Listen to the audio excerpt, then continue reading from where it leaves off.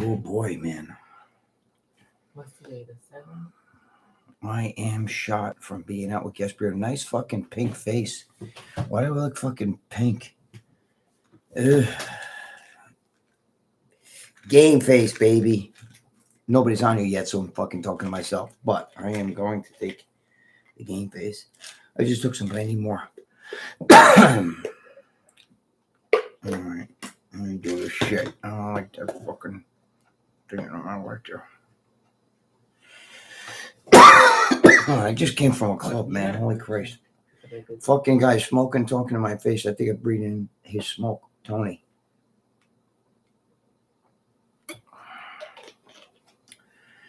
But anyway. What's going on? Who is this now? Lane? Flubber Lane. Flubber Lane. What's going on? Bello. Hi, Greg. Hey, what's going on, guys? Wait, hold on. What is going on? I gotta leave my arm over here.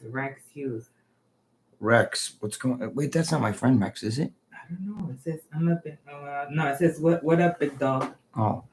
I know, but that's not my friend Rex, is it? No. Leg day soon, brother. I don't know. Well, you gotta hit them legs, baby. I just don't mind me. My voice is shot. I just got back. I was in a nightclub all night with my. I was in a night. Well, who's saying hello here? Milo. Let's see. Justin McLean, is it? It is that guy, Rex. Oh, it is my boy Rex. Rex, what are you doing, man? How you been? I was just talking to Paul not too long ago. For Dig. When he comes up, man, we got to get together, Rex. Milo's here. Josh McLean. Yeah, I just got back. Abdil Torres from Connecticut. Hey, Abdil, how you doing? Abdil. Wait, what did Abdil say? I called him. He said I called him Annabelle. Abdil, how you doing? John Scuderi, how you doing, John? Milo. Yeah, I know I'm late here, guys. I just got back from. I was in a club with Charlie Gasparino from Fox News. He's my childhood friend. John Scuderi says your Superman shirt is older than you. Yes, my Superman shirt's older than. Sanchez, what's up? Hey, Ruben, how you doing? It's funny because I just got at a club with Gasparino, Charlie Gasparino from Fox News, and I'm in here. My other friend's smoking up a fucking storm, and I feel like I ate his fucking cigarette breath. But it's fucking. Holy Christ. But, we were out there in a club. I just got home. That's why I'm late, So I got to drink a little. I'm drinking a little happy juice right here. No, it's not sun-kissed. It's what I do is I take Bang. Well, this one here. I'll show you. Hold on. I got a whole bunch of them. Oh, fuck. Hold on.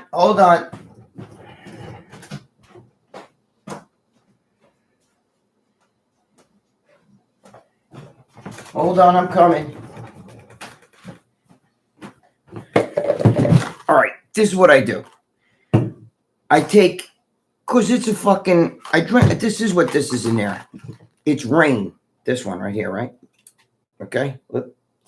I usually drink Bang, but this is Rain. I didn't have the Bang. So I drink Rain, and I put a little bit of this in there, which is, it's also got 120 milligrams of caffeine, and the Rain's got caffeine in it. And then sometimes Dave Palumbo gave me this shit. It's fucking expired. Dave tells me all this stuff, and it's not from Dave. Somebody gave it to Dave, so Dave gave it to me out in we're in what the hell were we? Alabama. So we were in Alabama, and he gave me that shit. So what I do is I take a bottle because there's a cap. You know what I mean? And I pour this shit in the bottle because this way here, I don't drink this whole thing. I can't. It'll kill me. But so, I can't leave an open can. This one's, I can't leave an open can, laying around or bring that to the gym with me, an open can, even though some almost do that shit. I can't because I only take a sip or two. So this is filled. I just filled it. And the only reason why it's red is because I put a little bit of this in there, kill the flavor. And that's it, so that's what I do. I didn't put any of this shit in there. Usually I'll throw a little bit of this in there, whatever this is. Rex says, I miss Rocco. Where is Rocco? Oh, what did Rex say? Rex. What did he say? He misses Rocco? Rocco, yeah. Oof. We won't talk about that, Rex.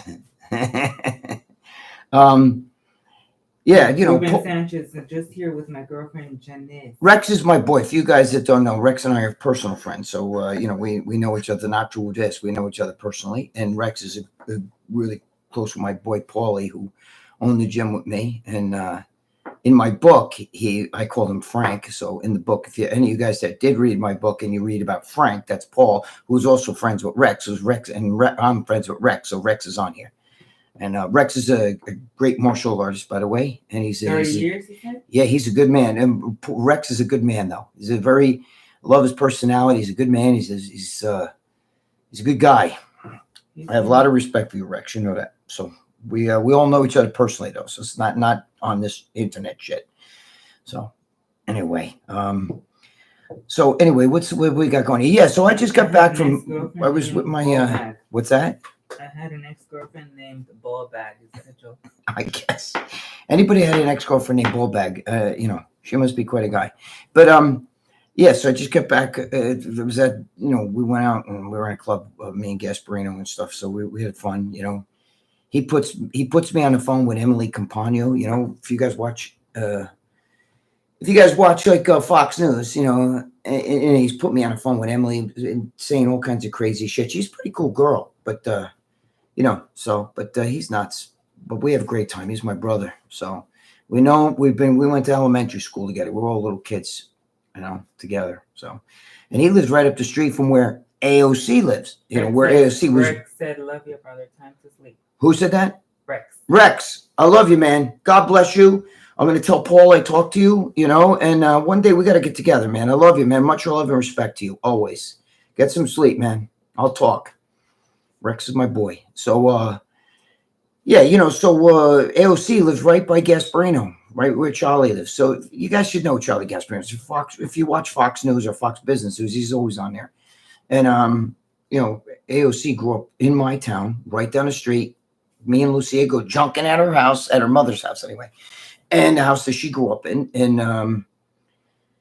you know, she went to the same high school I went to, same fucking high school my nieces went to. My nieces went to high school with her. Of course, in high school, she was called Sandy. Now she's Alexandria, you know. Just like in high school, my friend Charlie Gasparino was Chuck Gasparino. I call him Chuck, but now he's Charlie if you watch him on the news. So anyway, that's that.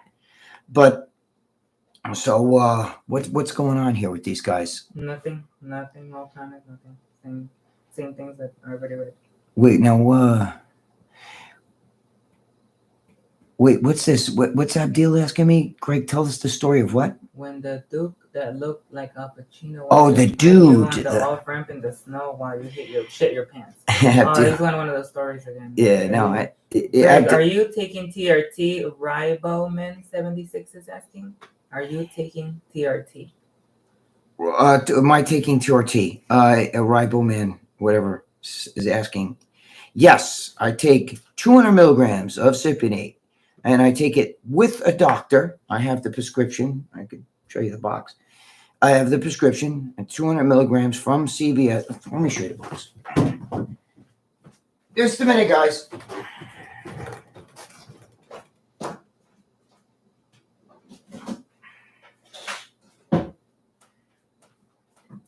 Is this the one shot? That's the 10. Oh my God. The address is on there. Nobody's got to see that shit. I'm going to hide. All right. Here. This is what I take right there. 200 milligrams. Here's the CVS. That's my prescription. Is my address on here? So you sickos or whatever. I don't see it. Well, anyway, here. I'll cover the address. Okay, Lucia? Lucia's paranoid. But anyway, this is my, Doesn't matter. This is my, right here. That's what I take. Right? And this comes from CVS. CVS right there. CVS, right? Nicholas Pham, what's up, Big G? I do it. Nicholas Pham, what's up, my brother? I do. And my doctor has me on 1cc, which is 200 milligrams every 10 days, and that's what I do. And that's because my testosterone's like 100 without this shit. So it just does that. I don't really feel when I take TRT. I don't feel it. There's no muscle growth. I get zero muscle growth. It's not enough to make any kind of change in the physique. But what it does do is you feel better in the brain because, testosterone feeds the male brain. And I love testosterone. I could do more if I wanted, but I am not going to do more because I do not want to get bigger, because I do not want to put stress on the heart.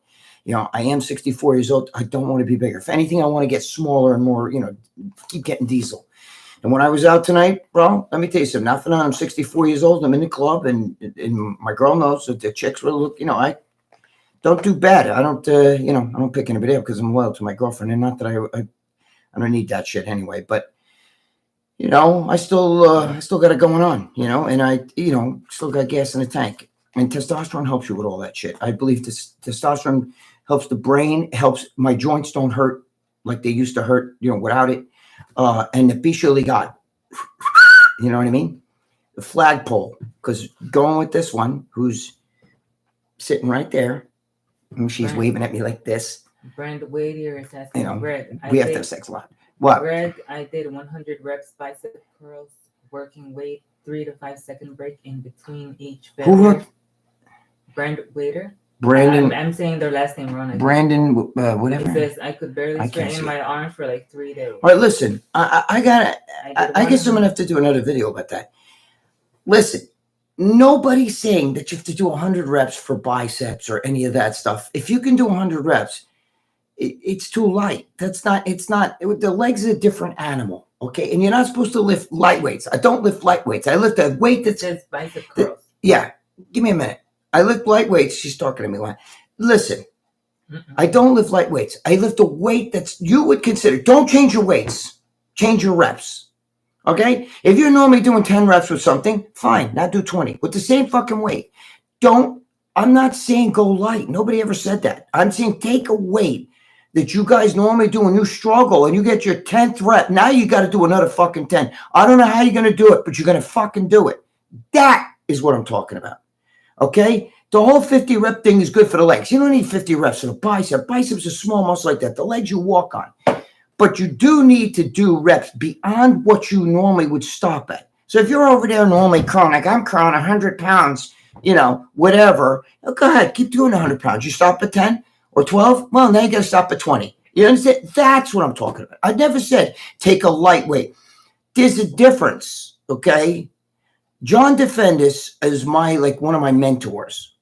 And I love the guy, and he's my guy, bro. Let me tell you something. I idolized him growing up. He was another teenager like I was, but he was like kicking ass, you know? And he was one of my boys. And, you know, we know each other personally. And he did the intensity or insanity. Google him, talk to him. He's one of the best trainers, too, by the way. I don't do training. I don't like doing training. But one of the things that, you know, he believes in high reps, high sets, you know, everything, but you gotta do fucking weight for reps. That's nobody's saying stand there and fucking curl a pencil 1,000 times and you're gonna get big biceps. That's not gonna work. You need resistance. What? Terminator Juice is on there. Terminator Juice. And What's up, my brother? Nicholas Pham. He said, did Nicholas Pham. Did you get blood work? Is the TRT through a clinic? Yes. No. Listen, guys, let me explain to you about the TRT again. Okay, Nicholas Pham. No. Yes, I did get blood work, but no, it's not from I don't go to clinics, guys. It's my doctor. It's the doctor I go to see. The clinic would not give me, this is from CVS, okay? CDC. Look, there's my prescription, and there's CVS right there, okay? It comes from, what? Gianluca. All right, give me a minute. Maron. It's right there, CVS. It comes from CVS. A clinic's not going to give you CVS. They're going to give you their own shit. I don't go to clinics. I have a real doctor. She gives me blood work. I need testosterone. It's not because I want to do it. You know what I mean? I could fucking up my testosterone. I can go to any drug dealer, you know, you don't think I know those. Come on, you're not talking to me. I could go and fucking bang shit, and I could sit here, and I would be so big, you guys would be shitting your fucking pants. I'll give Big Rammy a run. But I am not going to do that. I don't want to I don't want to be big. I don't. Those days are done. I am 64. I have a 64-year-old heart. We don't want big, heavy, fucking massive weight on a 64-year-old body is not good. Okay? It's not. And all your big bodybuilders that were once jacked that have brains know that's time to take it down. You can't be big forever. It's not, you're going to be dead. You know what I mean? So I don't want that. You know, I don't want it. I don't want to be big. Dave Palumbo talks about that all the time. I tell Dave, you're crazy putting on the weight he put on. But he talks about it. You don't want to be big. You know, Dave Palumbo is one of the biggest motherfuckers I've ever seen in my life. When he was jacked and 325, bro, that fucking guy had striations on his veins. Do you understand? I'm not saying it because he's my friend. I'm telling you the way it is. I know Dave forever. And he was fucking gigundo. You don't think that he could be gigundo again? He could. He could very easily do it. I'm a hyper responder. Give me 2 weeks and I up the dose. I drop 1,000 milligrams of this shit in 2 weeks. I'd be sitting here and you guys be like, look at the fuck. What have you been doing? I don't want to do that. But I need testosterone because, you know, the bicho legat, the fucking joints, and my testosterone, it destroyed it by taking all that shit, you know? So now it's like 100 without it, you know? So I got to, you know, so I have a doctor. It's a woman doctor too, which is, you know, and not that it matters, but, you know, women are usually more schivazzo about that, you know, women doctors. And she has me on that once every 10 days. And it does nothing for my muscle size, but it does do a lot for me health-wise. It's a few people. Matthew Walker. Yes. Hey, everyone. Winwar Matthew Walker. What's going on? Winwar, my brother's in here. Okay. John Luca. What's going on? And Warrior 3214. Hey, Greg and Lucia. Big love from Australia. Who's that now? Warrior 3214. Big love. Warrior 12. Warrior what? 12. Oh, I see. 3214. What's going on, Warrior? Yeah. So you know, I just want you guys to know that. Nicholas fan said that you know he said, how did you convince him to give you TRT? Because they turned him down. Oh, okay. You have to have a doctor that thinks out of the box, and it's not him; it's a her. And you know, she is a very like you know, she's young. And, you know, she thinks out of the box. She knows that, like, you know, a man whose testosterone is fucked, you know what I mean? If I went there and told her I wanted a transgender or something into a woman, she'd be giving me estrogen. No, I know a doctor would turn that down. Go tell the, you know, go tell your doctor, Nicholas fan, that you're really a woman and you're trying to take testosterone to become more a man. And I don't know, they won't even hesitate giving it to you. My doctor thinks out of the box. Okay. You know, she doesn't have, I'm the only bodybuilder she deals with. So wait, I think she might have one other, but I'm the only guy that she deals with. All right. That does that. So it's not like she's not some prescription writer or somebody that deals with bodybuilders or anything. She's not, but she, you know, she believes in holistic health and all this other shit. And I need testosterone because you know, I abused it. Once you abuse it, you know, you're going to need it. You're not going to stop taking it. You know, I went from 6,000 milligrams plus probably more than 6,000, but whatever, to nothing. And you're not going to that's not going to be good for your body. And I need it just for health purposes. I'm not doing it to get bigger. It does nothing size-wise for me. If I take it or don't take it. I didn't take it for the longest time. All the way up to, you know, from February all the way to fucking, when I went to, you know, what do you call it? What the hell's the name of the place? Alabama. When you saw me, I was natural. I didn't take anything. You know, I can't. You can't when you're having surgeries. You can't be on testosterone when you're having a surgery. You know that, right? And plus, I was in hospital for weeks and shit. So I couldn't take any of that shit, you know. I lost weight, but not from that. I lost weight from fucking not eating and being sick, you know. But, you know, that made no difference. I'm just telling you, you know. I could fucking get jacked like that if I wanted to. That's not what I want to do. I don't want to do that, so. I hope that, you know, don't do what I'm doing because I'm 64. You're not 64. You know, you're not worried about, you know, I'm worried about my health. I don't take bodybuilding supplements. You know, I take fucking nothing but like, you know, milk thistle, all kinds of shit for the liver, for the, you know, I take the good stuff, you know, enzyme for digestion, blah, blah, blah, blah. You know, that's what I take. I don't take supplements. First of all, if you guys are taking bodybuilding supplements, you're wasting time. If you want to fucking pre-workout for a little babanya or something, like I said, I drink a little bit of this. Sips. Look, here's the bottle. I just put it all in this bottle. Okay? Sips. That's all you need. Sips, you know? $9.99. Here, Greg, for some shoes. Also, I just started selling gear. I guess I've become a mini Valentino. Any advice to expand my empire? Oh, Jesus. Who terminated you? That's funny. Just be careful. You know, be careful if you're selling the babanya there. Be really, really careful. Don't you know, well, you're anonymous, so we obviously don't know who you are, which is a good thing. You know what I mean? Don't be I'm an asshole, okay? I used to fucking own a gym. I throw it up on a gym counter. I had fucking cops coming in there taking shots and shit to go in the back. You know, so I thought I was immune to getting in trouble. You know what I mean? But I was arrested by Judge Janine Pirro from Fox News. Judge Janine, she arrested me her task force. She had the task force, and she's the one who took me to court. You know what I'm saying? And sat in the court with me. She's actually pretty cute in person. Not now, but back then. You know, he took it over 24 years ago. You know, she was cute. She's really small. But be careful, Terminator Juice. Be really careful.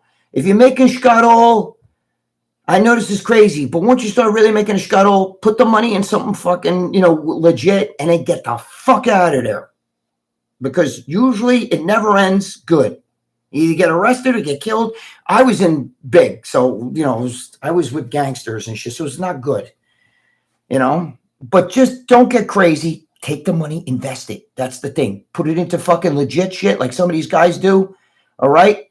And get it, maybe in a supplement or something, but whatever. Be careful. Nicholas Pham, what is you? Oh, shit. Okay, thank you, guys. For your advice. Oh, Nicholas, you're no problem. Just, find the right doctor. I don't like the clinics. I'm not a clinic guy, okay? Because, at any moment that clinic can get shut down and then your name's on a fucking federal list. Go to a legit, find a doctor that thinks out of the box, okay? Thinks out of the box. Oh, Matthew Walker, thank you, my brother. Did he want to ask me something, or is he just saying he likes what I'm saying? He just likes what you're saying. Listen, guys. When it comes to the juice, there's a lot of guys. There's a few guys. Like, who was it that fucking turned that money into legit money? There's a few guys who have took the fucking dirty money, invested it, and got the fuck out of there. Okay, get out with no. It's like you're at a fucking table in Vegas, right? And you're starting to make Scott. Oh, you're making holy shit. I'm fucking hitting. Take your winnings and get the fuck out, because eventually you're going to lose. The house never fucking loses, okay? Consider it a lucky run, and then, but I'm telling you, expect the more you sell, the more your ass is getting closer to jail. And when I got busted, it was different, okay? Because I was busted in 2000. You get busted today, they want to fucking crucify you, okay? It wasn't as big. It's before the baseball shit when I got busted. It's way before all that baseball stuff and all that shit. After the baseball stuff, and they started making a big thing about steroids, and they're putting fucking, Marion Jones in jail for the Olympics and, all this other shit. That kind of shit, you understand?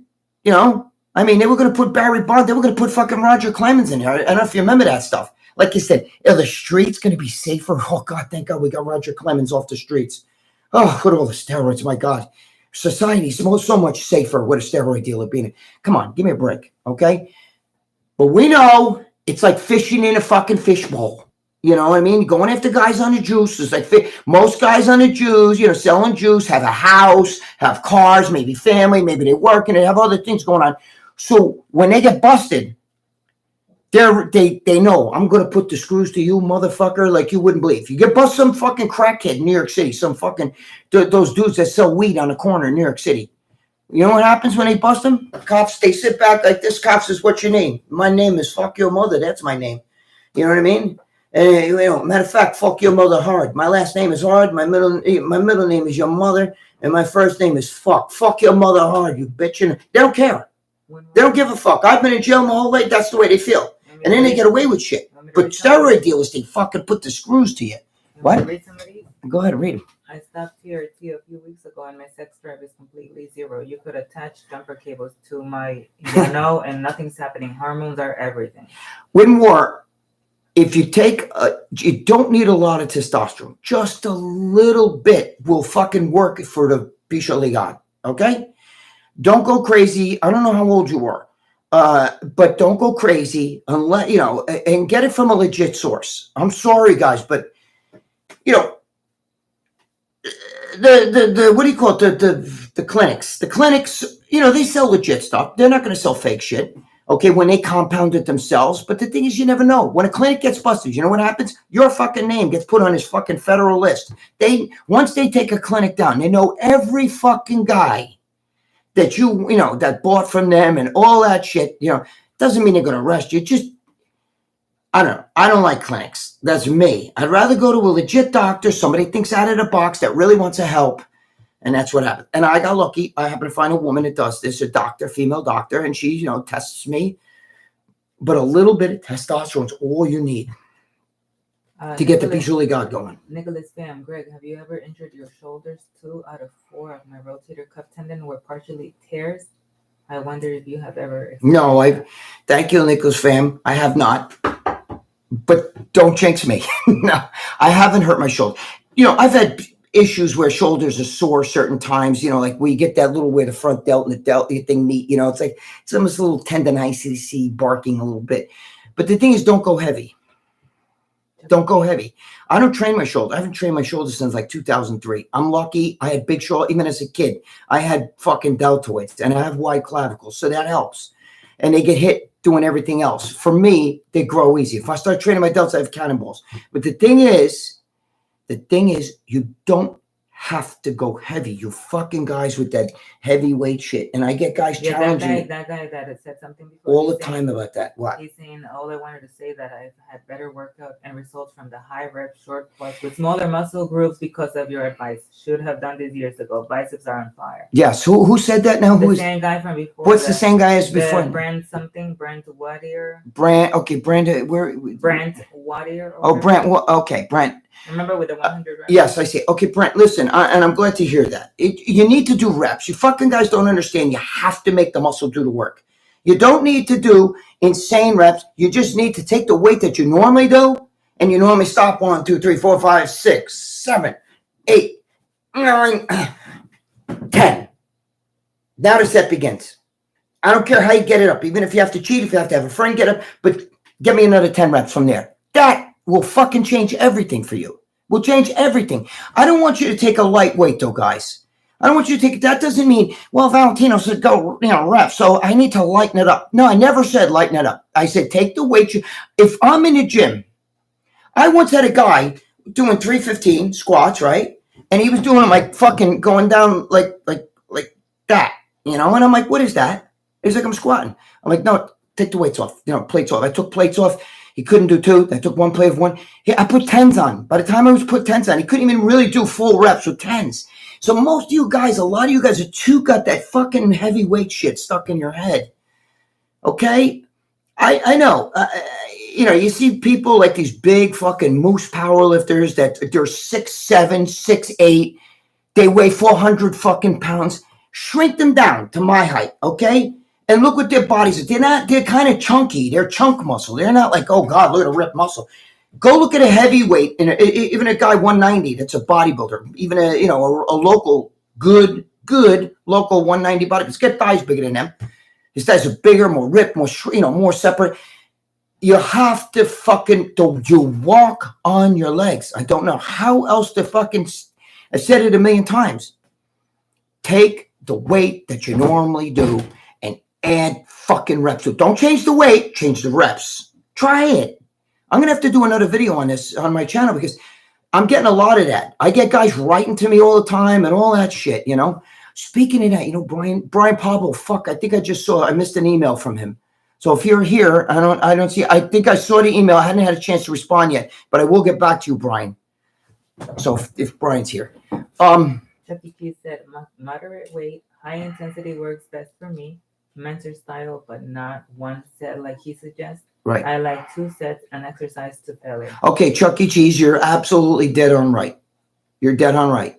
You don't, the one set that Mike Mentzer did, those guys with the heavy duty, he's talking about the heavy duty. He said he likes to do a couple sets, and I do too. Okay, I do a lot of sets, but don't do it. Forget me. You're not me. Okay, I've been doing this since 1972.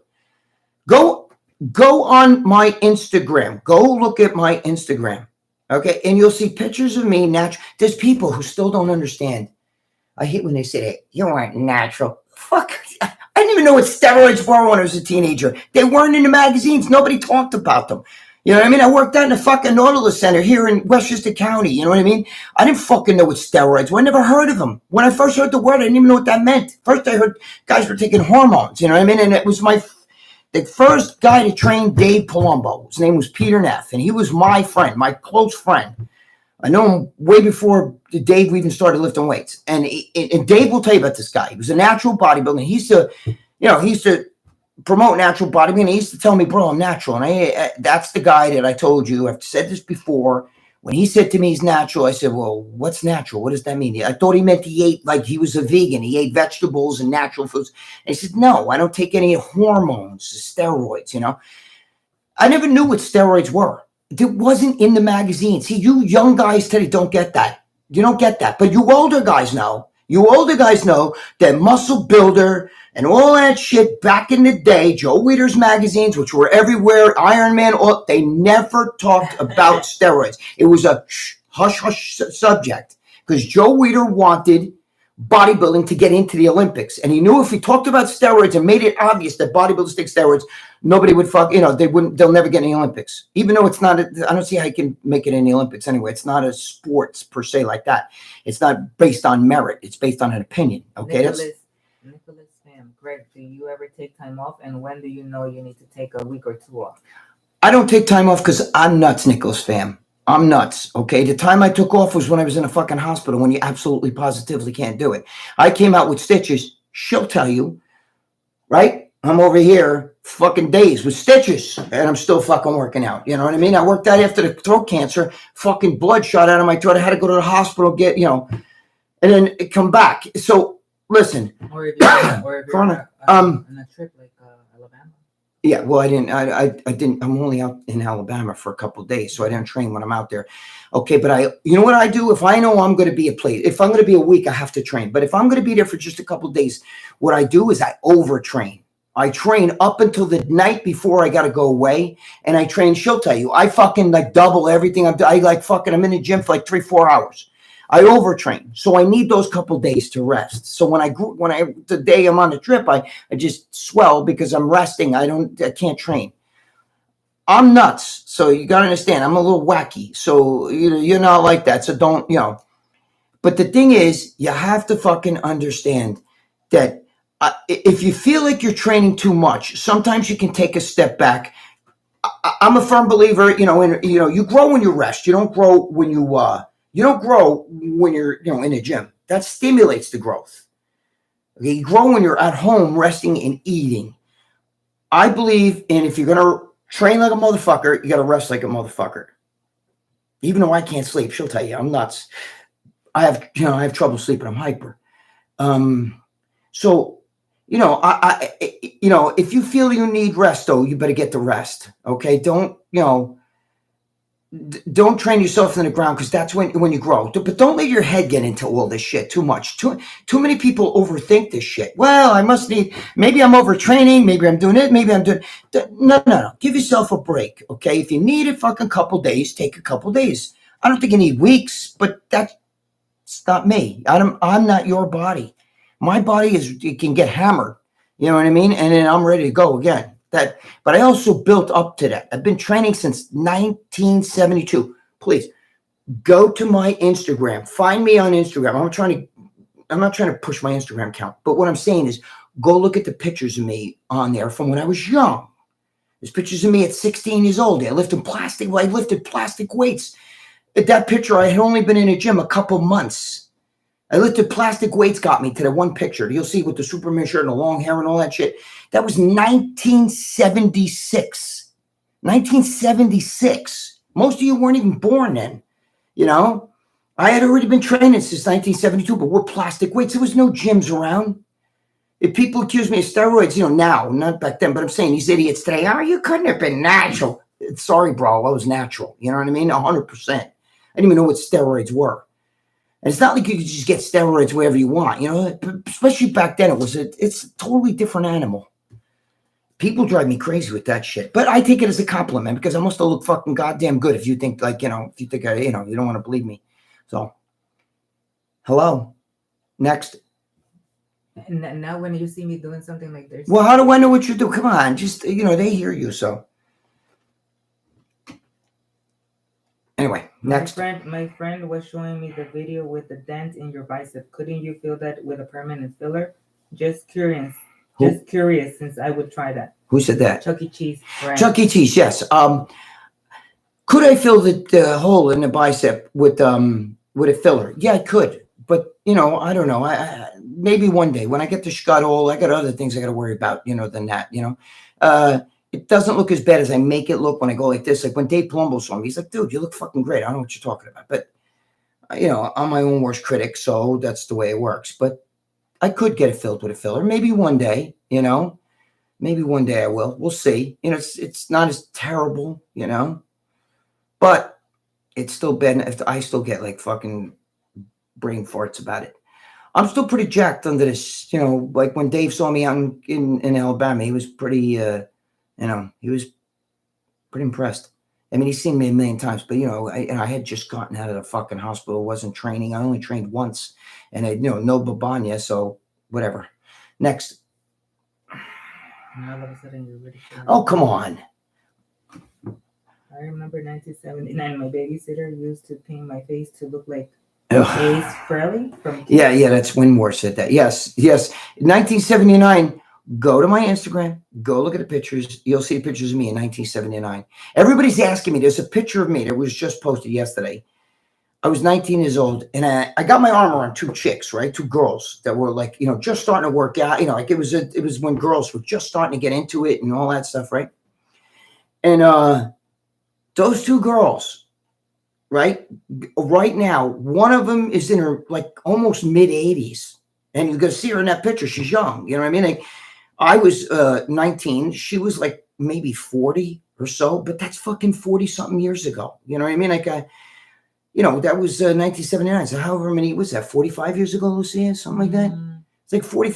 Is that 40? I can't even fucking think. Whatever it is, it's from, but she'd be in her 80s now, and the other girl too, the next to me, she wouldn't be in her 80s. That girl would be maybe 70, but still, I mean, I think if you go look at the pictures, they're young girls in the pictures. You know what I mean? I'm young. I don't look like this. You know what I mean? You'll see what I'm talking about. But Greg, your girlfriend, Lou, you're supposed to be reading this. Your girlfriend is a saint. Yeah, my girlfriend is. Greg, I live in Manhattan. Where's your favorite Italian spot here? Wait, my girlfriend's a saint. Saint Bernard. Get it? Saint Bernard. Thank you, Alexander III. Where's my favorite Italian spot in Manhattan? I used to go with Jimmy the Bull. Jimmy Pilecki and I used to go to a place called Angelo's off of Mulberry Street. I go with Charlie Gasparino and the people from Fox News. We go sometimes to Elio's. Where the fuck is Elio's, Lucia? I've been there. I was even on page 6 in a post when we were at Elio's restaurant, me and Gasparino, because John Corzine was in there, and John Corzine ran out. And they said, "Why did John Corzine run out? Because he was scared of the guy with the biggest muscles, or did he, GREGG Valentino, or did he run out because he was scared of Charlie Gasparino? He was scared of Charlie. He wasn't scared of me, because Gasparino is the one who exposed him when he did some scam or some shit like that. But I go there with the people from Fox, believe it or not. What? I was out tonight with them. Greg and Lucy, are you guys going to the West Coast soon? You guys can stay at my place in California. Who said that? Nicholas Pham. Oh, thank you, Nicholas Pham. No, I'm Ben good. Garcia's on there. I'm good. I'm not. Yeah, we don't have any plans at the moment to go to West Coast, but I appreciate that. That's very nice of you. I would meet people out there. I'd have somewhere we could all meet up. But I don't even stay at my son's house and shit if I was going anywhere. Me and her like the hotel in case we like to do the hibbity-dibbity. You know what I'm saying? And if I want to sleep late or sleep early or take a shit in the bathroom that's going to fucking stink, or she wants to take a shit in the bathroom that's stink, whatever. We like to stay in. We like the motel experience, the hotel experience, or whatever. Right, Lou? Somebody said, Brent Whittier says. But thank you, Nicholas Pham. Greg, do you ever do certain workouts that trigger your libido? I feel like certain leg workouts do that. Who said that? Brent Whittier. Brent Whittier. Do I do work? Do I do workouts that trigger my libido? He says certain leg workouts. Certain leg workouts. Not for nothing. I believe in you. Got to ejaculate every day. Okay. Google how much should a man ejaculate in a month? I think it says 21 or 22 times.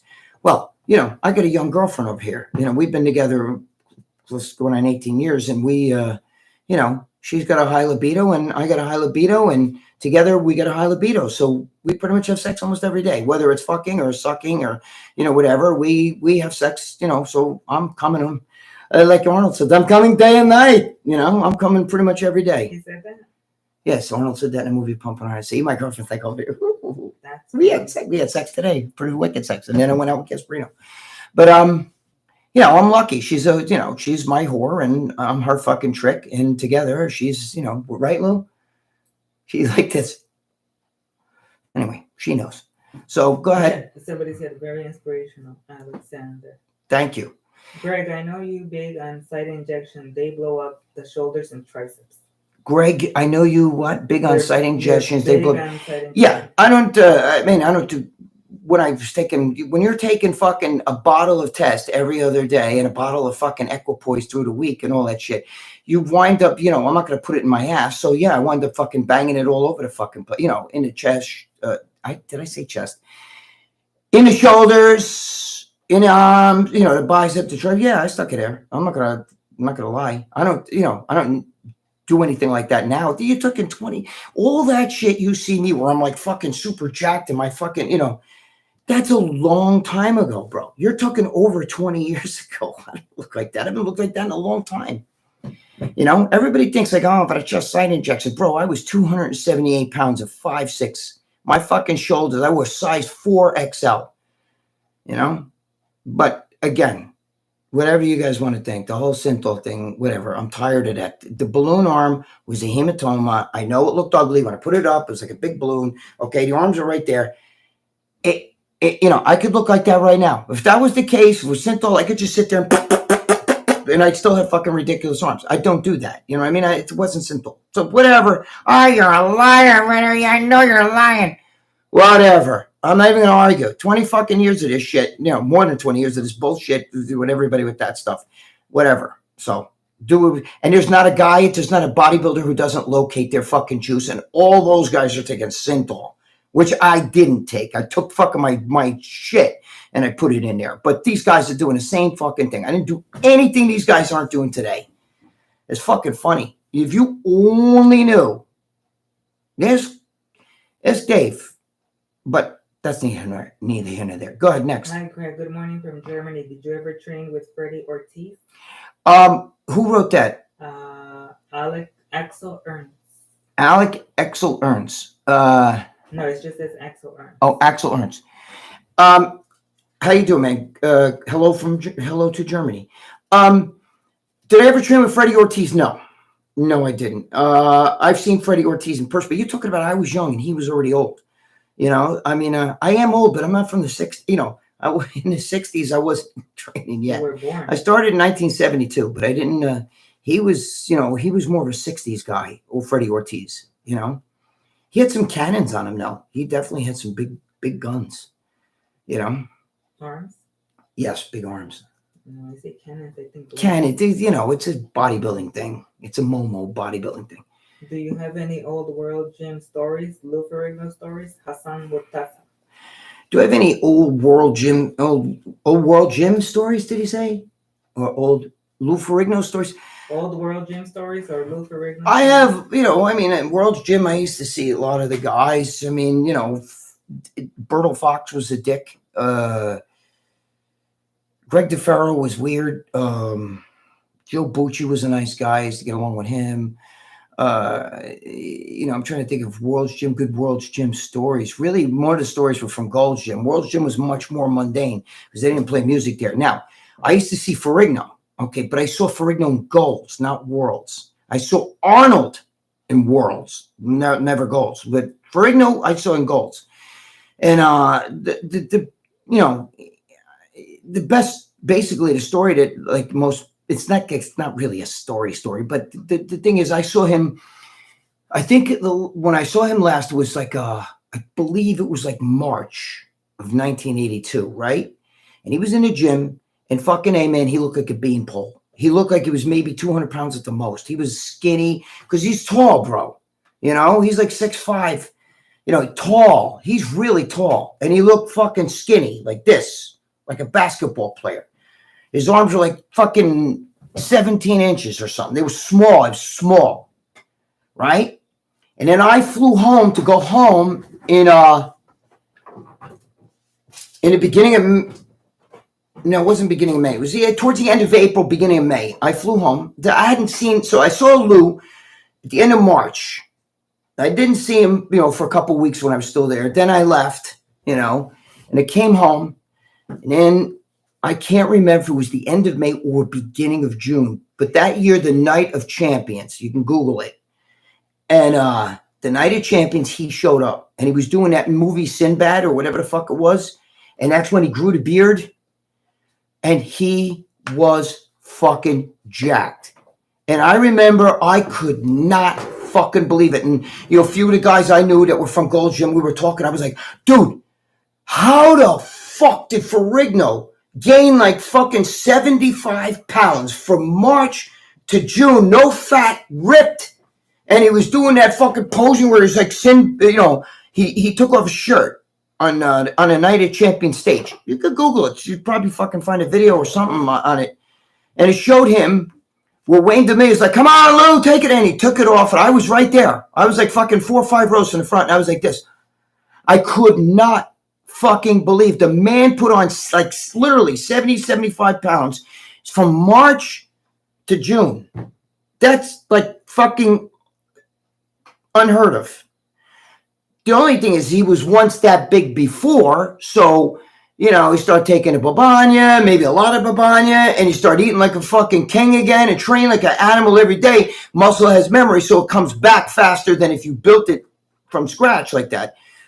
But that was like my Ferrigno, like, holy shit story, because that was fucking amazing. You had to be there and see that. That was like, if you saw what I saw in Gold's Gym and then saw what I saw on fucking stage 4 rows from the fucking front with him with his shirt off, I was like, holy fuck, I couldn't even believe it's the same guy. When War Attack said, I saw a Ferrigno interview the other day. Good looks just as good as he did in 1989 with that Sinbad movie. Yeah, he looked really good. Look, as a kid, I loved Lou Ferrigno because he was an Italian boy and he was from New York. And I'm an Italian boy from New York. I'm from the Bronx originally. You know, he's from Brooklyn. But then I started dealing with his father. You know, I used to buy equipment from him. I told you, I showed you guys. I still have some of the Ferrigno equipment here that I bought from his father and his brother Andy. And then when Matty, his father, passed and the lawsuit and all this other bullshit happened, Andy, his brother, came to me.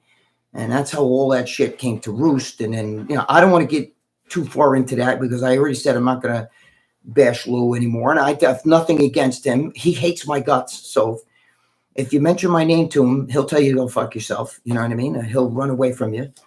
tell him, yeah, I'm friends with GREGG VALENTINO. Be like, you know what? Get the fuck away from me. He doesn't like me. And I get it. He's not on my Christmas list either, if you know what I mean. Because I knew his dad. And his dad was a great guy. And I know his brother, Andy, who Andy loves me. Andy's even said publicly, Valentino's my guy. You know what I mean? So, whatever. Not going to get into their dirt that went on. It's pretty common. Everybody kind of knows about it. But I hooked up Andy with, because, you know, I was on the back page of the National Enquirer. So, I hooked up Andy with that. I was in Enquirer for a few times. And not that big arm shit, for all shit. You know, with Bianca Nardi and the fucking whole, Maury Povich thing. But that's neither here nor there. I don't even get into that. That's another fucking long story. But so, you know. Greg, how you been feeling overall since surgery, etc.? Also, wonder how your body feels mid-60s after years of working out. Who is that? Brent Wattier. Brent Wattier. She probably, you know, I'm pronouncing the way she's pronouncing it. So Brent, I don't know if that. I'm feeling good. I wouldn't even know I had surgery if I didn't know. I mean, I know I had it, but I'm saying, like, I don't have any, my doctor was hot, bro. She was like 30 something years old, and we call her Dr. Hottie. You guys saw her. You'd want to wake up to that. After the surgery, you trained sooner than she was. Oh, yeah. Lucia's saying, well, after the surgery, you trained a lot sooner than you were supposed to. I did. You know what I'm saying? I did a lot of no weight shit in the house here, but I'm nuts. You're not supposed to do that. I had stitches. The surgeon was also like a gym freak, she said. You know, like she was. Well, not the surgeon. She's the surgeon. You meant the fucking anesthesiologist was a gym freak. No. Yeah, him. The anesthesiologist. The actual lady, the one. She was like, oh, I love a gym session too. Are you talking about Dr. Hottie? Yeah. She's not no fucking bodybuilder or nothing. She's fucking. No, she's just a hot girl. She's a hot girl, hot looking bitch. You know what I mean? But she likes the gym. But you know, I don't know. Like, she's talking to me about this. You know, my doctor was a good looking girl, man. She did surgery on me. She did a fucking phenomenal job. I didn't even know I had my shit taken out. You know what I mean? Like, I had stitches and everything, and it was sore. The worst was the ERCP, though. That was before that. Remember, I was in the hospital in February for a couple of weeks, and I was sick really bad, you know, because the 2 stones from my, the fucking gallbladder there, they got stuck in a tube. and they had to go down my throat and down, of course, I was unconscious. It was a procedure. It's called an ERCP. They went down there and they had to get the stones out of me because they were blocking, and your bile went back up into my pancreas and went into my liver, and it caused problems for me. I was really sick. I had bad pancreatitis, bro. Women that have had pancreatitis and have given birth say, I'd rather give birth any day of the week over having pancreatitis. That's how bad pancreatitis is. And, and my liver I could lay down and I could feel, it was like I was laying on a softball. I could feel it like this. It was like a fist in my shirt. That's how fucking swollen it was. And, so that was bad. I mean, she stayed in the hospital with me for 2 weeks. She never even went home. You know what I mean? My daughter brought a change of clothes back and forth. But other than that. So that's the name of that. I feel good. They're asking you here, did you ever meet Serge Nubret and was he nice? Yes, I met Serge Nubret. Doing his reverse grip roast where you bend like you're touching your toes to stretch out the lats. Also heard he ate horse meat over in France. Who said this? Chuck E. Cheese? Yes, I met Serge. I've met. Hold on, give me a minute. I've met Serge Nubret. Yes. I don't know him. I'm not going to say I was friends with him. I don't know him. I've just met him. There's picture again. If you go on my Instagram and you scroll back, you'll see me with him, Eduardo Kawak. You see me with old bodybuilders, Vince Durand. You see me with what the hell's his name there? Fucking a lot of guys, a lot of you old guys, like old guys from John Grimmick, people like that. I've met every one of those guys. Okay, old school, dude. Steve Reeves. I know him.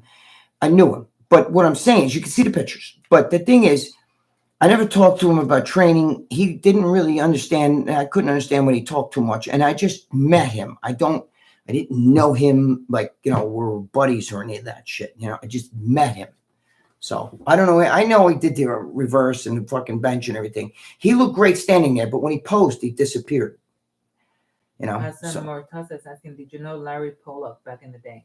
No, I know Larry now. Hassan, I work with Larry. Yeah, but he's asking if you know him from back in the day. No, I didn't know Larry back in the day. No, I like Larry. Larry's Larry. He's a good guy. I think he's a good guy. He's just a serious guy. That's all. It doesn't mean he's not a good guy. He'll text me stuff and whatever. He's all right. I like Larry. He's what you get with Larry. He doesn't pull any punches. You know what I mean? If you suck, he'll tell you. You're a nice guy, but you suck. You know what I mean? He'll tell you. Saying, tell the story about Mike Matarazzo farting in Gold's Gym.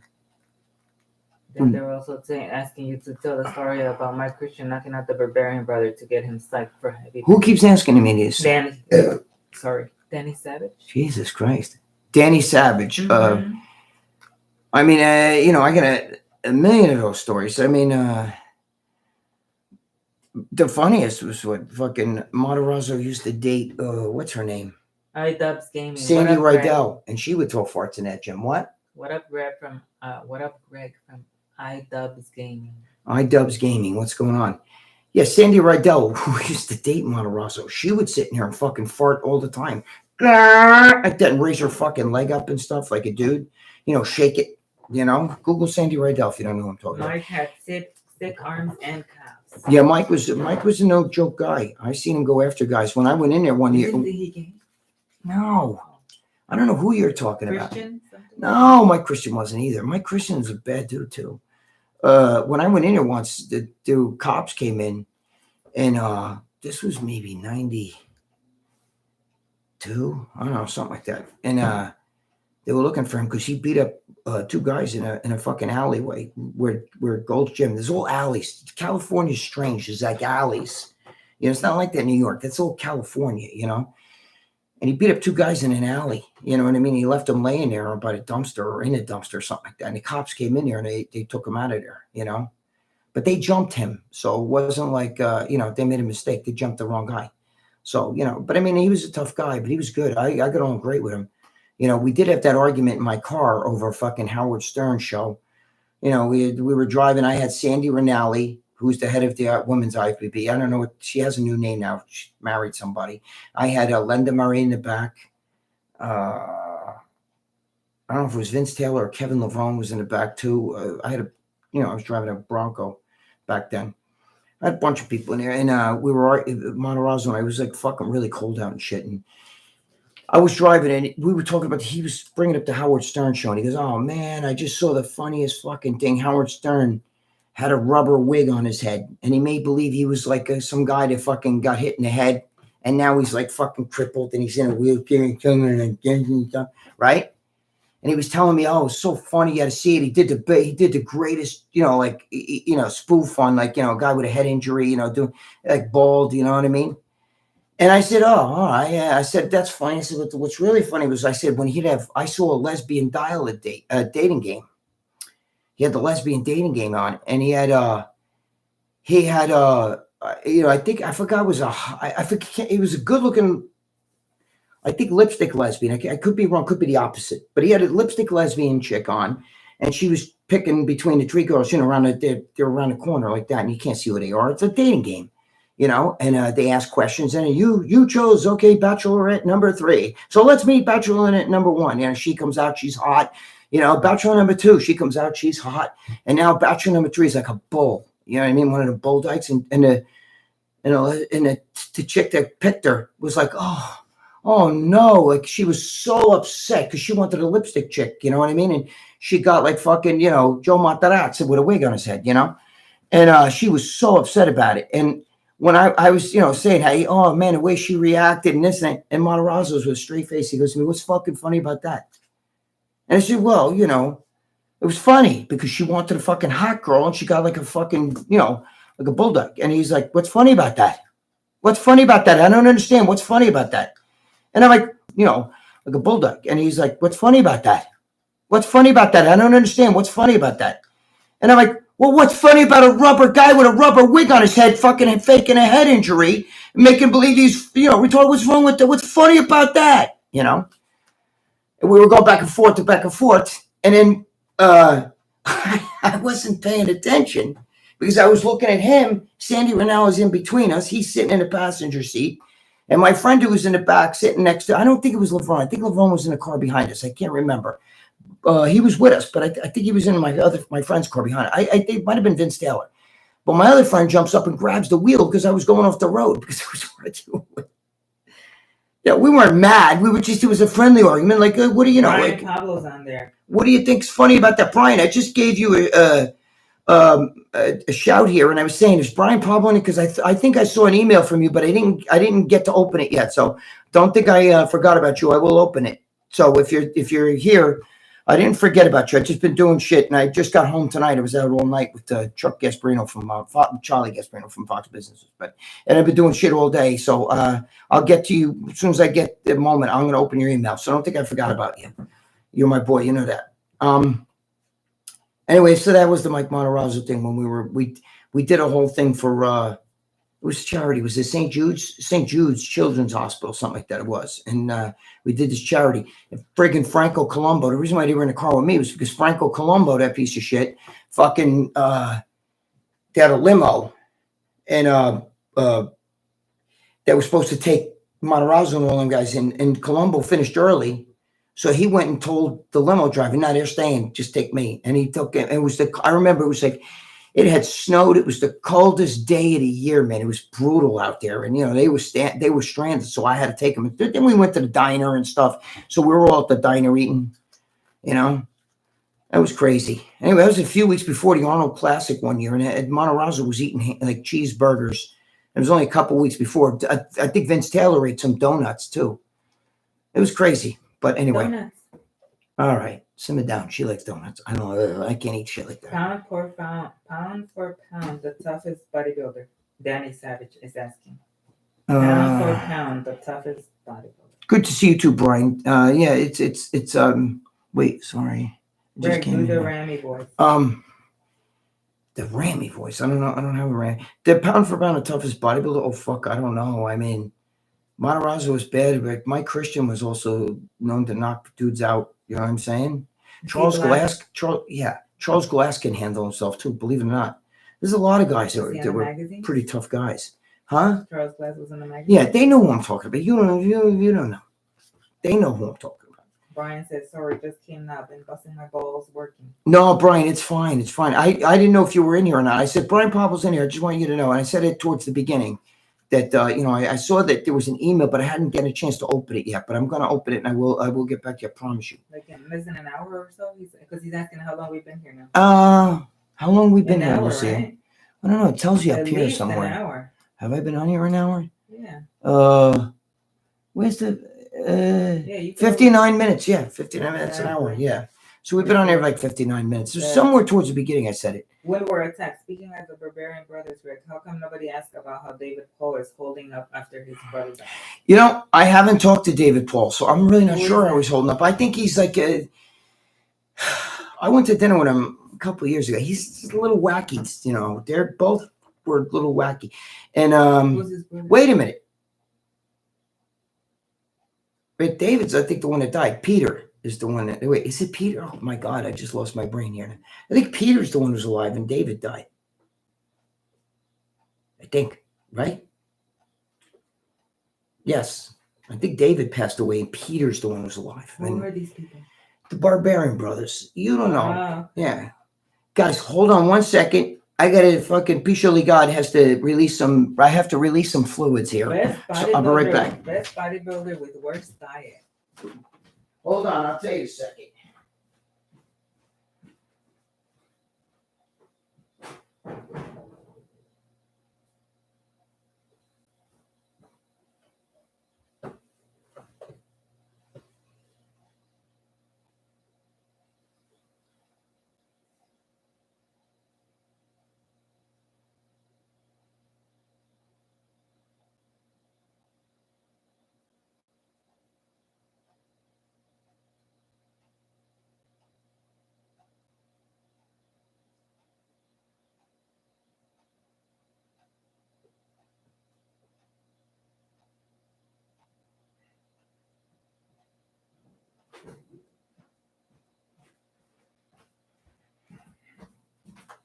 Somebody said intermission music. Intermission music. I just made intermission music in the form of piss in the toilet. The best bodybuilder with the worst diet is probably Dave Palumbo. Fucking guy was ripped all year round, but he'd go to McDonald's and eat shit, I've been with Dave. I've seen him eat fucking pasta right in front of me. The hot dog place. Yeah, the hot dog place. Dude, listen, that whole thing with Alabama. Lee started that whole thing with me with the gallbladder. It wasn't the gallbladder. I never mentioned the gallbladder. It was the diabetes. It's because I didn't want to eat the buns, and I kept ordering food without bread and all that shit. Because my fucking sugar, eating with Lee all the time and eating all the shit he's eating, my sugar was through the fucking ceiling. And I had to shoot insulin a few times, when I was out there. I have insulin from a doctor. Because anytime I go over the 170s, they have me, even in the hospital, they have me taking insulin. You know what I mean? It's only a couple, like 2-3 units, But the thing is, when I'm really high, I have to do that because I'm borderline type 1 diabetes. So I'm out there with these fucking guys, and they're making me eat all this shit, hot dogs and this and that, and it just fucking soars your, to a diabetic me, it soars my insulin to the fucking, my sugar to the ceiling, So when I was out there and I was like, I don't want to eat this, it had nothing to do with gallbladder. I never mentioned the gallbladder once. Lee started that shit. It's the diabetes. That's what it was. So I just wanted to clarify that. Greg, did you ever train at the Oxygen Gym? No, I never been to Oxygen.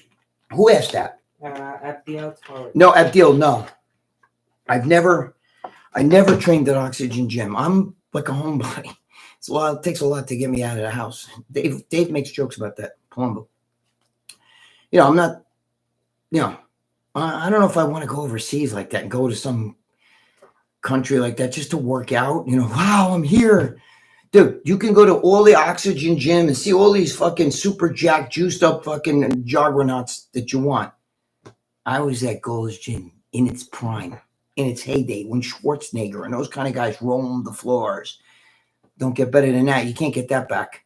And I'm proud to be able to say, I did it. I was there, So I don't care about no Oxygen Gym. These guys they will never be an animal house like Gold's Gym was in its day. It was just an animal house, and the characters and movie stars and celebrities and you name it.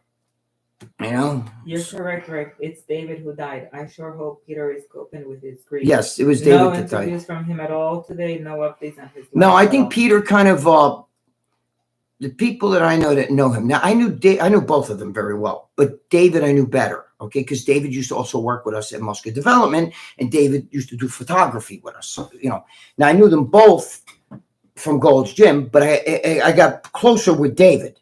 Okay, and that's why I said I was pretty sure it's David that died. Peter, I think reclused himself. I think he's kind of like a recluse. The last that I heard, you know, so I don't really know. A lot of people that were in bodybuilding fall off the end of the earth. You know, they really don't do, they don't want anything to do with bodybuilding anymore. You know, it's like someone's bad memories, it could be a bad memory for him, thinking about his brother, and it's not the same, because they were a team, so I don't know. I mean, I hope for the best for the guy, but they were both starting to get really like far out there before, this all happened. You know what I'm saying? So, only wish the best. Greg, did you ever see Steve Borden, wrestler at Gold's Gym? Did I ever see Steve Borden, the wrestler at Gold's Gym? I don't know. I may have. There was a lot of guys there that were involved in wrestling and shit, and the guy people would say, "Oh yeah, that's so and so." I mean, yeah, I didn't really follow wrestling, so I don't know. I knew Jim Hellwig, who was the Ultimate Warrior. You know what I'm saying? He was a fucking head case. I mean, I didn't know him well, but I've seen him. We've been, in the same circles and stuff. But I don't know these guys. I'm not really a wrestling guy. You know what I'm saying? I didn't follow wrestling too much. But, they'd be there. Just like I see superstar Billy Graham. I can still see him right now. Like when I was in the gym, I'd see like Rory Liedelmeyer, who was, was like a fucking bodybuilding god, man. He had these fucking deltoids on him and big fucking arms like bowling balls. But his sleek waist. He looks so good, Rory Liedelmeyer. And I'm proud to say I'm still friends with him today. All old school guys, John Aranita, Rudy Hermoscello, the guys from like the 1980, 79, those kind of guys. But I'd see superstar Billy Graham come in. I could still see him walking into the gym. I see it like in my head. I can still see. I remember looking at the thing and seeing him coming in, but I didn't like run up to him and talk to him or anything. This is just, I did my thing and they did their thing. I was just a guy in the gym. You know what I mean? Greg, what's up from San Diego? Hey, what's up? Who's that? Zigzag Rambo. Zigzag Rambo. Okay. Rambo. Craig Munson, did he have bigger arms than Arnold? Craig Munson was a big motherfucker. I've seen him.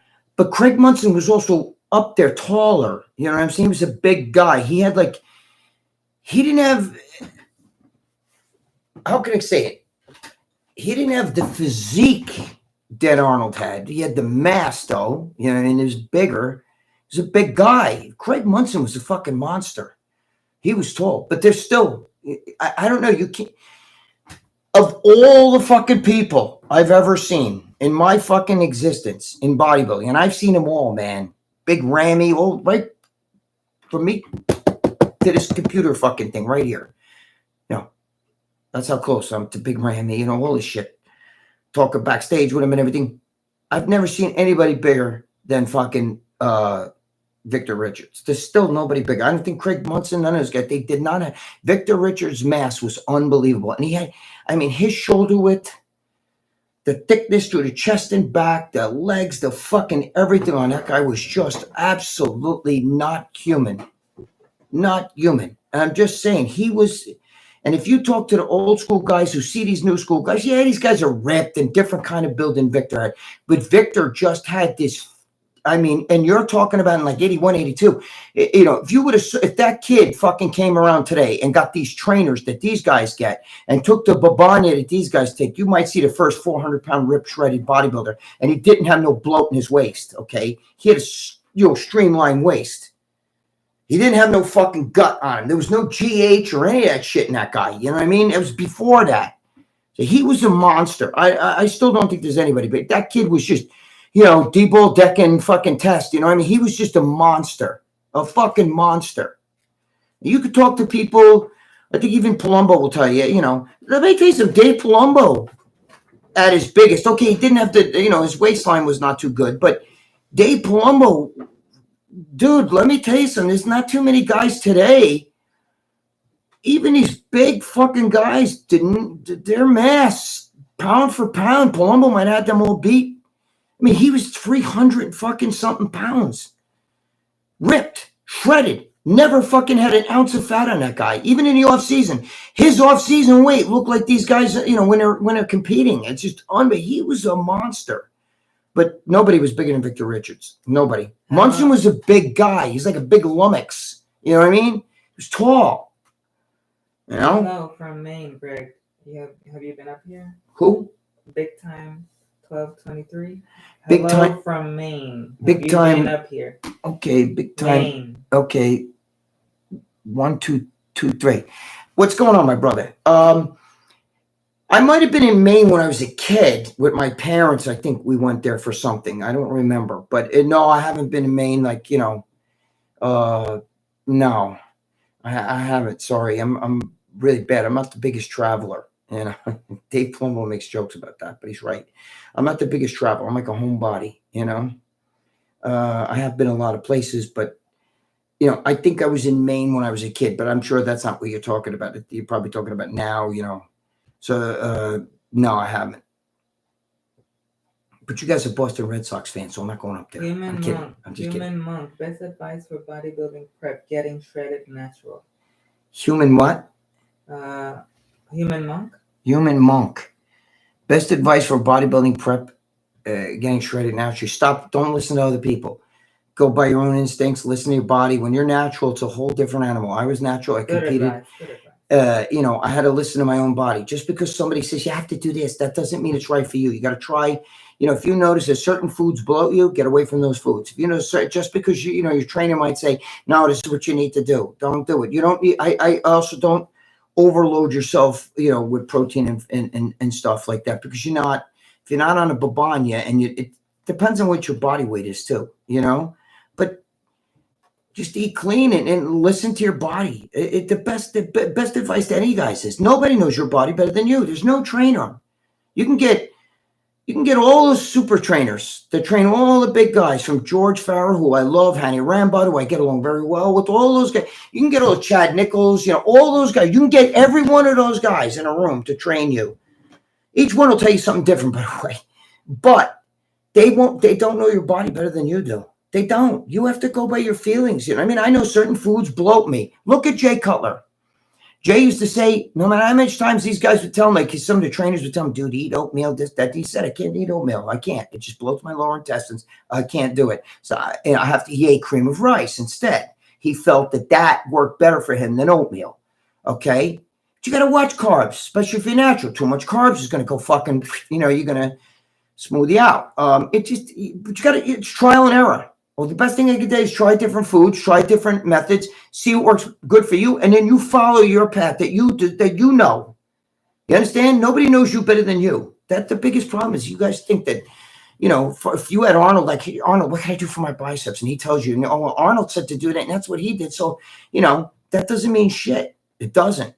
It doesn't mean shit. It just means that worked for Arnold. Doesn't mean it's going to work for you. You have to find what's right for you. So, especially when you're natural, you have to dial in on your own fucking brain. It's very hard, because especially if you're dealing with these coaches who are not naturals, who are used to drug guys, and they're going to they give you a cookie cut. It's the same thing they give everybody else. You know what I'm saying? You got to figure out how much protein you need, how much carbs you eat. I ate a lot of fucking, you don't know. When I was competing, I ate a lot of chicken, and the fucking thing is, I ate it microwaved, which is try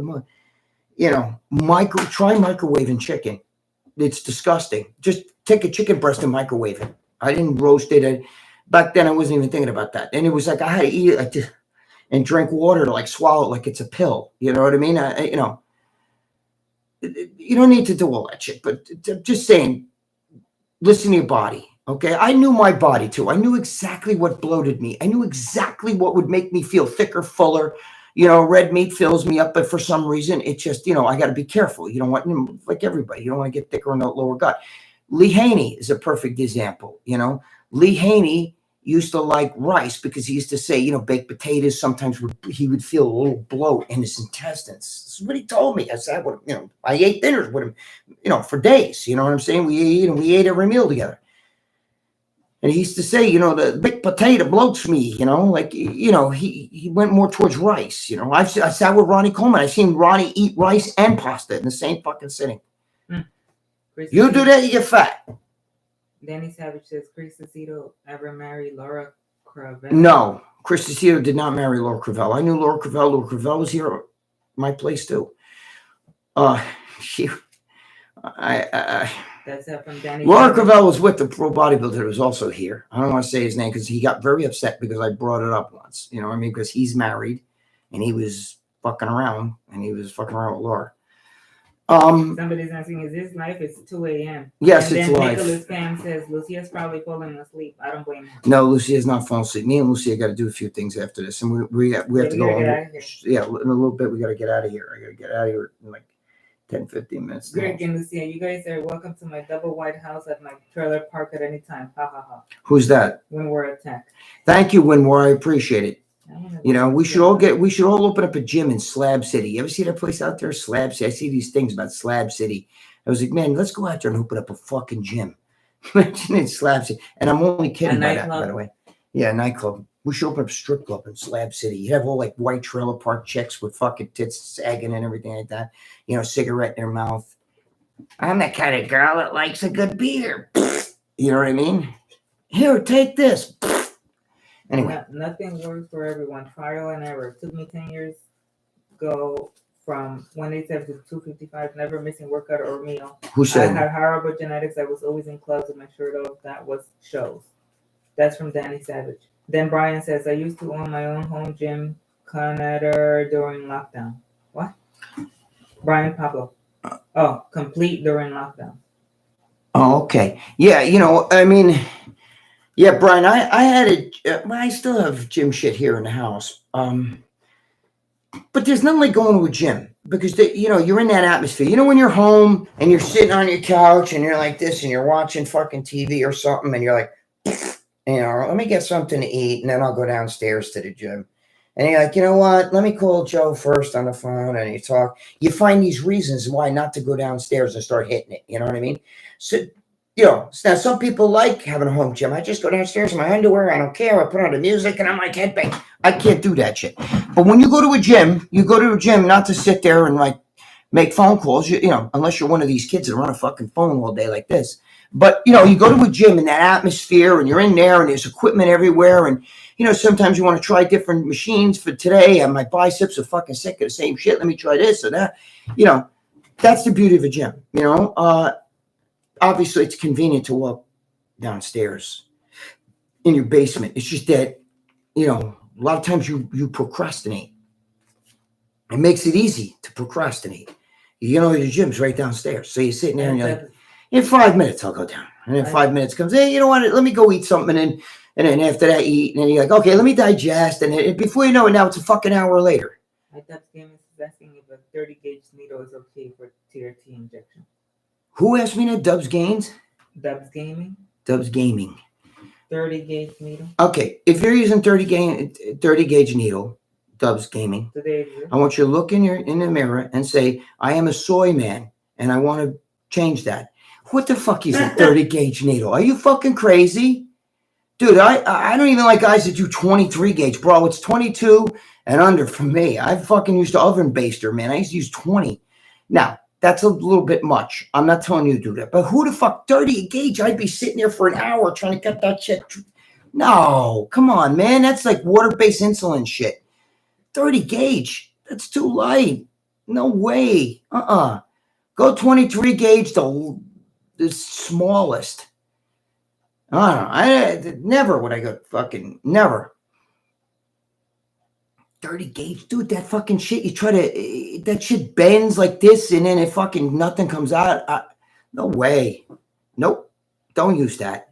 And don't use a small needle that's like insulin that's this big. You got to get through the skin and into the muscle. I don't mean barely in the muscle. You want to get in there a little bit, It's got to be at least an inch. Don't fuck around with anything less than an inch. Somebody wrote, I used 18 and blew out a vessel, creating a hematoma.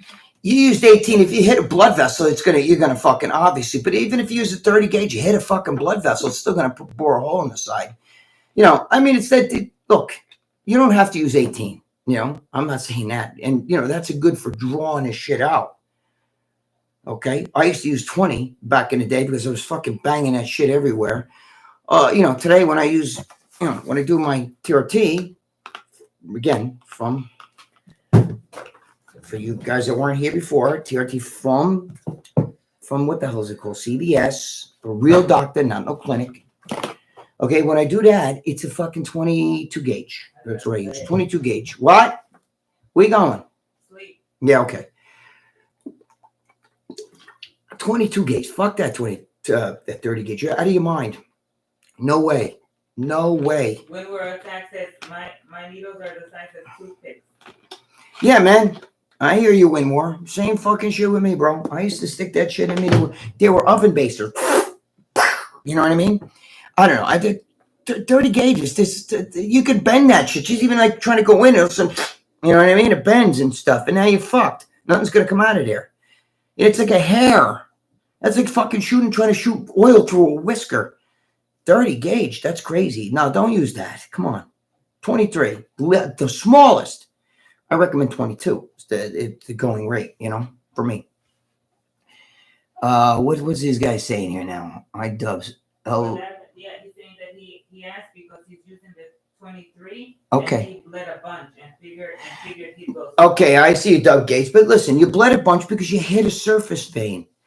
Welcome to the fucking club. You know what I mean? It happens. Try to, you know, when you shoot yourself, try to look at the area and see if there's veins. You know what I mean? Like, you know, first of all, pour alcohol on the fucking spot. You know, pour it. And that'll, like, the alcohol will not only disinfect it, but it'll glisten it. So you might, and if you move it around, like, let's say I'm going to shoot myself here, right? I'm moving around. I can see if there's, like, you know, any, like, little veins where I tighten up and see if there's any, maybe even go like that, see if there's any little fucking vein. Try to avoid that, you know? There's nothing you can do. There's not a bodybuilder on the planet who hasn't hit veins and gotten a little blood and shit, you know? What? Yeah, I told you, gang.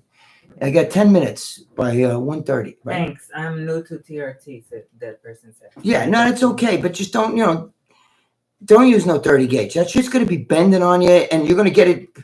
I don't even think they make 30 gauge at 1 inch. That shit would bend the minute you try to put it in there like that. So they'd have to make it like this, and you're going to get it right under the skin, and you're going to get a ball under the skin of oil.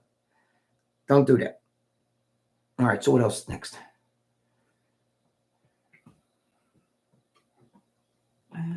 I had to. My test suspension was compounded to thick forehead. What? I don't know who's saying this first. Who's asking what? How did you peak for shows back in the day? Water, salt, carbs, human monk. How did I peak for shows? Water, carbs, salt? What does that mean? It says, how did you peak for shows back in the day? Water, salt, carbs. Well, back in the day when I was natural, when I would compete back in the day, I used to put sodium in my everything. A little bit, even a little pinch, like that in the water or whatever, because you get used to it and your body goes into a sodium dumping mode. And I would only pull out the sodium the last couple of days. I'm not sure if that's what you're asking. I would drink a lot of water up until the last day, a lot of water, you know what I'm saying? And then pull it out. You know, I don't do too much drastic shit. It's no good. You know that, right? Then your body swings like this. And you don't stop sodium and all that shit like a week out. That's not good. Your body's going to fucking come back after a couple of days. It's just your body compensates to maintain homeostasis. If you constantly, you know, I remember, you know, Tanya Knight doing that shit. You know, Tanya Knight used to throw sodium in her water all the time, you know, and I was like, just out of curiosity, what are you doing? And she's like, well, I'm going to be going for a show, so I'm doing the whole sodium. So, you know, for months, we, you know, build up, you drink a little water, and maybe even had a slightest little pinch. You don't even taste it, but it's there. You know, a little bit on the food, slight little pinch, just enough that it's there. You don't even taste it, but it's there. And as you get used to it, your body adapts to it. So it goes into like, okay, we're getting enough sodium, so it starts to dump sodium slowly. You know what I mean? Like that. Not bad, just small, lightly. But then when you stop, it drops like that. Out of nowhere, your body's like, what the fuck? What's he doing? He's been taking all the sodium for so long. You know what I mean? It makes a bigger difference. So it's a calculated thing, but it worked for me. You know what I mean? I don't know if it's going to work for you, but it worked for me. And the guy who taught me to do that was Peter Neff, the same guy who trained Dave Palumbo for his very first show and got Dave Palumbo ready. And he was 100% natural. He was a natural bodybuilder. I don't know if Dave was natural. I didn't ask him, but I'm just at the time I'm talking about. So, but Peter was a genius with that, and that's how we did it. And Bob Gruskin, who is a legend in the sport, also helped me. So, you know, they were a team. Next. What? Why are you whispering? Somebody wrote, Greg, you ever hear a pin breaking off in muscle? Yes. Who asked me that? Danny Savage. Yes, Danny, I have. It's happened to me where I got these. I don't remember what brand the needle it was, but it wasn't B&D or Tumor, whatever the fuck the name of it is. And I fucking one time, I remember I fucking stuck the needle in and the fucking pin broke. And it was right there. So I actually had to take pliers and like this and pull the pin out.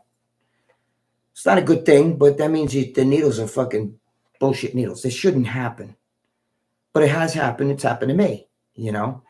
It was, I don't remember. You're talking a very long time ago. This is 90s, you know. I don't remember the fucking brand of the needle, but it was a cheap needle. That's why it was a bullshit needle. And, you know, it just fucking that actually snapped the pin part broke off and it's sticking right out of here in my skin. And I was like, oh God, thank God. Because if it would have went all the way in and it broke, you know, but there was like a little teeny nub sticking out. So I fucking pulled it with a plier like that. 217. Yeah, I know. Somebody's asking Greg, my test levels at 47 are of a kid, and I only did a cycle of juice, and this was years ago. I doubt it was juice made my test that low. iDubbbz Gaming. Okay, iDubbbz Gaming. Go if your test level's 47. Is that what he's saying? No, it says, Greg, my test levels at 47, at 47 are of a kid. Okay, they were of a kid. Okay, Dubbs Gaming, go get fucking, you got to get, if you're saying, well, you only did one cycle and you don't think that's what shut you down, were you a teenager when you did it? Were you young when you did it? If you were young when you did it, it absolutely can be from that. Okay, no teenager. I'm sorry. See, I'm different thinking than most guys. Okay, I know some of you guys are not going to want to hear this. Maybe you're young, or maybe you did it when you were young, but nobody under 21 should even be taking steroids. I mean, you know, your testosterone's still going up. It doesn't stop till like you're 25, 26. Depends on the person. Some people a little bit longer, some people a little earlier, but usually by 25, 26. You know who told me that too, by the way? Dan Duchesne, the legendary Dan Duchesne, who wrote the book Underground Steroid Handbooks. I knew him very, very well. He used to sleep over Bob Bonham's house all the time when he was in New York. And I used to hang out with him over there, and we would talk about that shit. And he used to tell me, yeah, I don't see why anybody, you know, he used to say under 23, whatever, nobody under 23 should take steroids. But listen, I get it, you know. It's just that you're going to shut your testosterone down. And it's never going to reach what it could reach, you know. That's what I think the good thing with me is I trained 23 years natural. I was 35 when I started, and I responded unbelievably. I mean, within months, I was like fucking gigundo. You know what I'm saying? But it's also well-trained muscle responds better than untrained muscle. Okay. And if your levels are fucking low and you're saying, was it Danny, whatever his name was? If your levels are low, okay, by all means, go get testosterone therapy. Get it. Go to a doctor that thinks out of the box. There's got to be a doctor in your town or somewhere near. You can go to a clinic, but I get a little leery of clinics, you know. Plus, they're going to hammer you for the fucking thing. If you really need it and your doctor puts it in, your benefits could pay for it. You know that, right? Your benefits could pay for it. Why? Oh, okay. Yeah, we're going to have to leave in like 5 minutes. Me and her got to run around. I'm going to go to CVS. I'm going to get my fucking diabetes medicine. Somebody wrote, I still have Dan's letters from prison. LOL. Yeah. Goose 1980. Who said that? Goose 1980. Goose 1980. Well, I knew Dan personally, and I'm just telling you, he used to say that all the time. Oh, God, he's 23. You know, Dan Duchesne's not the only one who wrote the Underground Steroid Handbook. It was Mike Zumpano, who I also know too, who started Unipro supplements and came out with the amino acids first before anybody else.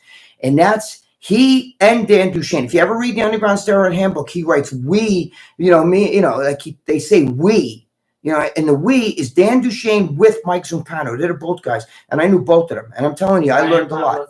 Oh, shit, Brian, you didn't have to do that. Thanks for being here, brother. We'll catch up on replay later. Thank you, Brian. I appreciate it. Is that what he means? No, he means like he's going to watch the replay. Okay. Yeah, thank you, Brian. I'll get to your email. I'm sorry. I'll get to you, and I'll get right back to you.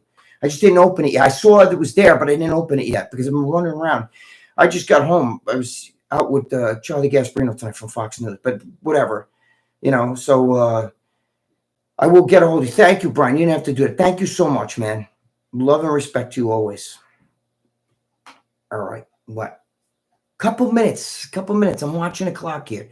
I got like 3 minutes, guys. Go ahead. I remember She's I remember the Underground Steroid Handbook. It was like a Bible. Didn't we sell that thing? Yes, you That's did. from Danny Savage. You sold We sold 2 or 3 of them. You sold like 5 of them. I had like 5 of They them. were like 500 He gave them each. to me, and I you sold sold them them for like fucking each. You sold them for a lot, like 200-300 each. Yeah, And a lot of money. Those were one of the first things you started selling, I think. Mm-hmm. That's one of the first. Who wrote that? Danny Savage wrote that. That he has them. He remembers. I remember the Underground Steroid Handbook. Yes, I had a bunch of them. He gave me the Ultimate Diet Handbook, and what was the other one? The Ultimate Mass Handbook. I got them from Duchesne. And he gave me a stack of them like this. And when she does like a lot of online selling shit, eBay, blah blah blah blah blah blah, and she sold them. She sold them for a lot of money. People bought them that was like 15 years ago, right? Mm-hmm. She sold them for like literally hundreds of dollars. People were paying for that shit. And they're like a little pain. I couldn't believe it because at first I'm like, how dare you sell it? And she's like, I made like, $300-400 for one. I'm like, oh, keep selling, So, I got shit. She's got to start selling. I got shit that you guys would fucking gag over, bro. Posters and shit from the Mr. Olympia stuff. You can't even find that shit anymore. Posters of bodybuilding, really good shit. Any health updates on Jimmy the Bull? I think he's okay. What happened? Who asked that? Real MMA. Because I think he said he was Real MMA. Yes, Jimmy's okay. I had talked with him and text, and he said I think he was going to get his results or have to go back on Monday or something. Yeah, I just talked to him on the phone. He's okay. He's doing all right. He was just worried about his heart and everything. He's got edema in the legs. Huh? You're not texting Jimmy now, right? No. Even though he's in the truck right now. Yeah, he has to go back on Monday. He said for some tests. Yeah, he's going to go back on Monday for more tests. But he's all right. Jimmy's okay. Jimmy's my boy. You know how long I know Jimmy? Man, 90s, 91, 92, something like that. He's my man. Somebody wrote, when we're attacked, oral steroids can do that. You need to stay very hydrated. Well, oral steroids will fucking kill the liver, man. Oof. That's why it makes me laugh when guys like, I don't want to do anything really potent. Just give me some Anavar. And I'm like, dude, Anavar is going to fight. Anavar is, maybe it's not potent like testosterone, but it's going to it chews the way the liver. You know that, right? Anything that the pill, fucking Tylenol will fucking kill your liver. I'm gonna get ready. All right, start getting ready. All right, guys, listen. I love you guys, man. I'm gonna have to go because me and her gotta run around and shit. We're even gonna go to what's that, Lucia? CVS and shit. We gotta go there. No, not for my testosterone. I gotta get my diabetes medicine, but metformin and all that shit. But I appreciate you guys being here, man. It was a little late tonight, but we'll come back next week. All right, I love you guys, man. Thank you for being here. You guys are the best. I don't deserve it. I'm a fucking Momo. Trust me. Ask her.